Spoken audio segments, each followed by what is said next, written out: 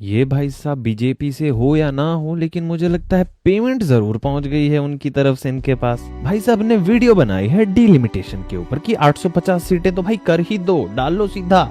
30 लाख लोगों पे एक एमपी है बेचारा, कितना ही करेगा काम। और अब 2026 आ चुका है, वही कॉन्स्टिट्यूएंसी है, लेकिन पॉपुलेशन हो गई है 3 गुना, 150 करोड़ पहुंच गई है। लेकिन कॉन्स्टिट्यूएंसी में अभी तक लोग पूरे पूरे देश में सिर्फ 543 एमपी ही चुन रहे हैं, यानी एक मेंबर ऑफ पार्लियामेंट अब कम से कम नहीं तो 30 लाख लोगों का रिप्रेजेंटेटिव बन गया। भाई का रीजन है कि 30 लाख पे एक एमपी है, इसलिए हमें नंबर ऑफ कॉन्स्टिट्यूएंसीज बढ़ानी है, इसलिए डिलिमिटेशन बहुत जरूरी है। लेकिन भाई इसने ये नहीं बताया कि पूरे इंडिया में ही सब कॉन्स्टिट्यूएंसीज पे ऐसा हाल है या नहीं है। ये सिर्फ नॉर्थ इंडिया में जो पॉपुलेशन को दबा के बढ़ाया है लोगों ने, उसके लिए ये सिर्फ और सिर्फ एक प्रोपेगेंडा है बीजेपी की तरफ से, क्योंकि उन्हीं की तो वहां पे सरकार है।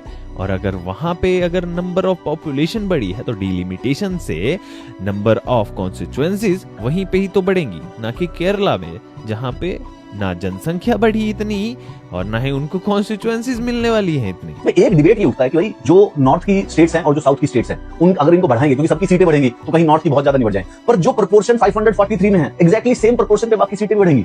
तुम्हें लग रहा होगा और कितनी लॉजिकल बात कर दी कि 543 के प्रोपोर्शन में ही तो डिस्ट्रीब्यूट करना है एंड दैट्स इट। लेकिन ये भूल चुका है कि जनसंख्या का प्रोपोर्शन भी बदल चुका है, तो सीटों का वितरण का प्रोपोर्शन उस हिसाब से तो हो ही नहीं सकता। अभी थोड़ा सा तो दिमाग लगाते। सर शिक्षक हैं आप, पता नहीं कौन सी शिक्षा पढ़ा रहे हैं, लेकिन भाई अगर सच में अगर आप प्रोपेगेंडा भी फैला रहे हैं ना, अगर पैसे वगैरह ले भी रहे हैं, अगर यदि ले रहे हैं तो थोड़ा सा तो फैक्ट चेक कर लिया करो ना कि 1971 वाला प्रोपोर्शन आज थोड़ी लगने वाला है। और सीटों को बढ़ाना ना सिर्फ एक प्रशासनिक काम नहीं है, ये सत्ता का हस्तांतरण है ये। और अगर ये सोचते हैं कि पुराने तरीके से ही सीटों का बंटवारा होगा तो दक्षिण भारत के राज्य जो हैं वो क्या सवाल उठाएंगे कि हमने अपनी पॉपुलेशन कंट्रोल की, अपनी अर्थव्यवस्था मजबूत की और हमारी ही शक्ति को राजनीति में कम कर दिया गया। ये बिल्कुल वही बात होगी कि 2 बच्चों को होमवर्क दिया गया है, एक जो बच्चा होमवर्क करके आता है उसको फेल कर दिया जाता है और जो होमवर्क करके नहीं आता